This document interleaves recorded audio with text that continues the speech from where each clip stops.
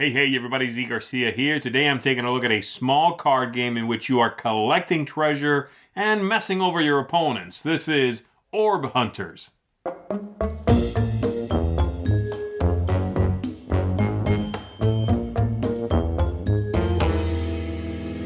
In this game, each player represents a different fantasy race, and you are going to be visiting a forgotten fortress in order to dig up relics, take those back with you. You're trying to have the most treasure at the end of the game, but you might earn some wounds along the way, and you have to make sure you don't have the most of those, because if you do, you will be eliminated from the game and cannot possibly win.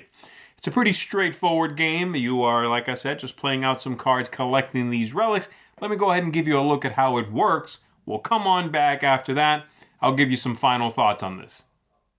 To set up the game, each player is going to take one of these cards that represents their faction, that's their color in the game, and they are going to draw three adventurer cards into their hand. Everybody also begins with one relic, a value 1 relic here.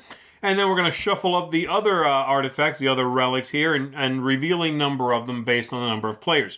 And then we are ready to begin. The game's going to be played over 3 rounds, and each round ends when there are 4 adventurers below each of these relics. Once that happens, we figure out who has the highest total there, and they earn this relic.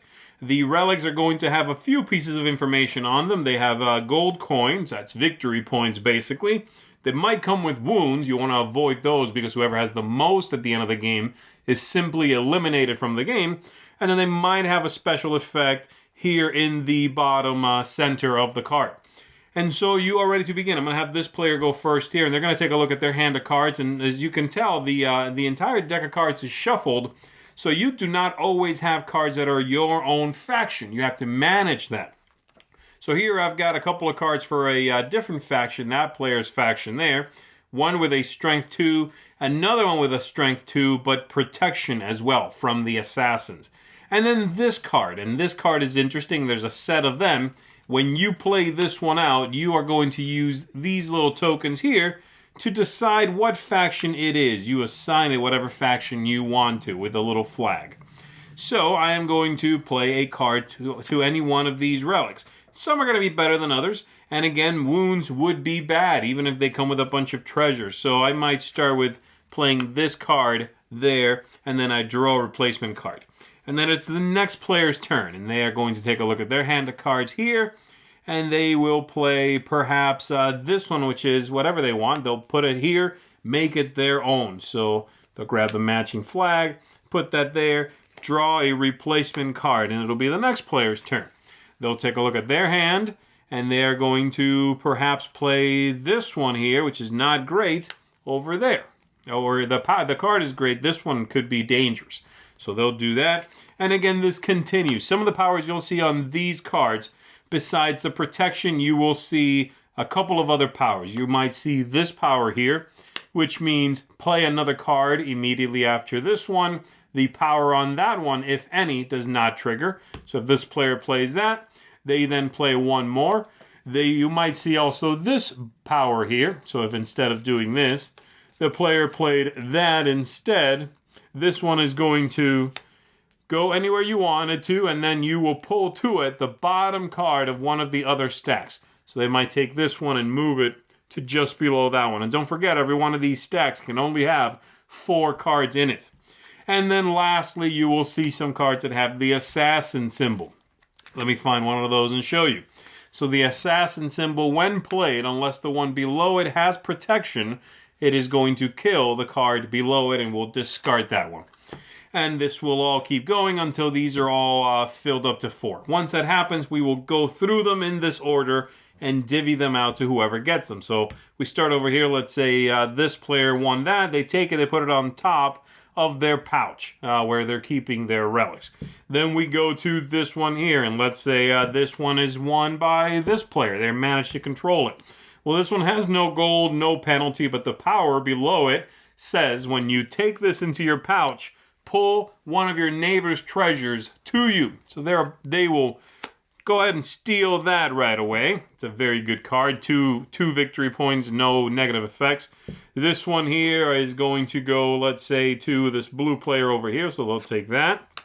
This one, let's say it ended up being that the faction that is not in play ended up winning that. So, for example, if it ends up with something like this, these are the 4 cards, then the green faction, the little fox here, which is not in play, if that faction would win it, then this is simply removed from the game. If there were 5 players, it would go to that player, but that player isn't in this game. So that might happen as well. And then lastly, this one, let's say, goes to this player here, and it has 2 victory points, 1 hit, but also one of those assassin symbols. If you take this, the bottommost card of your pouch is killed, and you have to remove it from play. And then we set up for the next round. We're going to reveal another set of treasures, and we are going to, again, fight over these, figure out who, jockey for position, basically, in order to win or avoid some of these. You'll see up here a potion symbol, and what that does is cancel one of the wounds for the end of the game. So, for example, let's say I ended up at the very end of the game. I have these cards in my pile of treasure. I have 4 wounds, but I'm reducing 1, so I only have 3 wounds. And let's say I had those 3. This player has 2 wounds, this player has 5, and this player has only 2 wounds. 5 wounds is the most, so they are eliminated from the game. They cannot possibly win. And then we figure out who has the most treasure. So I've got 6 there, and if that's the most, then I am the winner of the game. Again, 3 rounds are played, and then we figure out who our winner is. There you go. That is pretty much everything. There's a couple of other effects in here I haven't gone over, but you understand what's happening. There's some bad ones that when you win, you give them to an opponent. Things like that. Things of that nature. So, let's go back up top, and let me give you some final thoughts. All right, there it is. That is Orb Hunters. Let's talk about it, all right? I overall thought it was a cute game. This is a cute game. I enjoyed it. It's a pretty game. I've liked my plays of it. But I definitely have issues with it. This is kind of one of those middle-of-the-road sort of games. There's a lot of games out there, so ultimately it's a recommendation from me, but one couched in what you like, quite a bit more so than many other games, like very strong preferences, and also what you already like playing and perhaps already own, all right? So let me break it down a little bit. I'm going to start with the things I really like, and I'll end a little more poorly than that. So the things I really like in this, the aesthetics. The cards are very well made, linen finish, good quality cards, and the game is generally very pretty. I like the artwork on everything. It's kind of whimsical, kind of silly, but not too silly. It's not funny, but it is whimsical, and I like the look of it quite a bit. And the ease of play is the other thing that I give a big thumbs up to. The game has clear rules. They're clean. I like that there are symbols for special abilities, but there are not too many that it bogs the game down in figuring out what everything does. Once you've played this once or twice, you will understand everything. Having said that, once you've played the game once or twice, maybe 3 times, maybe 4, you might not be considering coming back too much, because one of my bigger negatives is the replayability. There is very little control, ultimately, at points, I'll say, in what you can do, what you can affect, and that samey feeling sets in fairly quickly, sometimes in one game, because you do play 3 rounds, but those 3 rounds feel largely the same. So there's nothing that you won't necessarily see in every single play of this. So that's one of my bigger negatives as well. Let me cover everything else. Thematic ties.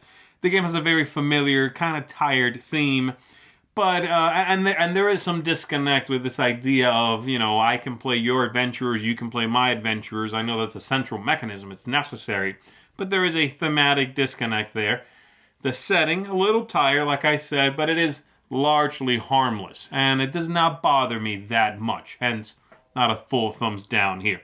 The game length, like I said, the 3 rounds can feel a little bit samey. I wish there was some progression, some growth, some interest to there being 3 rounds. but there isn't that. So, I don't know, maybe some of those treasures should come with a special ability that you will have for the next round. There should be something else to spice one round from the next, to break it up, to make them feel distinct. But there isn't such a thing. And then lastly here, tactics, strategy, luck. Like I said, the luck here is abundant. You will have plenty of it.